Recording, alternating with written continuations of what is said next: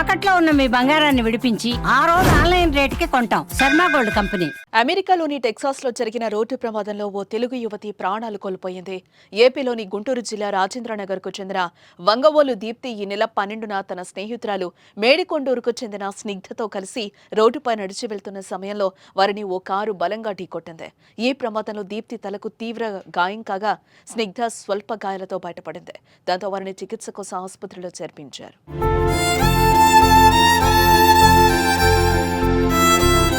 విషయం తెలుసుకున్న ఎంపీ పెమ్మసాని తన బృందాన్ని అప్రమత్తం చేసి దీప్తికి మెరుగైన చికిత్స అందించేలా ఏర్పాటు చేశారు.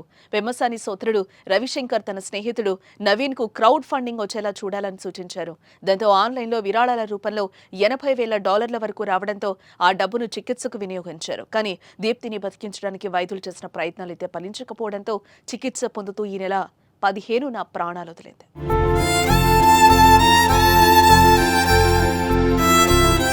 దీప్తి చిన్నప్పటి నుంచి చదువులో ముందుండేది. 10వ తరగతి ఇంటర్ ఇంజనీరింగ్లో టాపర్గా నిలిచింది. దీంతో తండ్రి హనుమంతరావు చిరు వ్యాపారైన కుమార్తెకు ఉన్నత విద్యను అందించాలని భావించి పొలాన్ని అమ్మి అమెరికాకు పంపారు.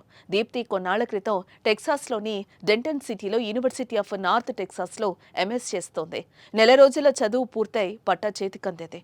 కోర్సు పూర్తయ్యి పట్టా తీసుకునే సమయానికి తల్లిదండ్రులను కూడా దీప్తి అమెరికాకు రావాలని కోరగా వారు వెళ్లేందుకు ఏర్పాటు చేసుకుంటున్నారు. కానీ ఇంతలోనే ఘోరం జరిగిపోయింది. రోడ్డు ప్రమాదంలో దీప్తి మృతి చెందడంతో వారు తీవ్ర శోకంలో మునిగిపోయారు. గుండెలు అవిసేలా రోధిస్తున్నారు.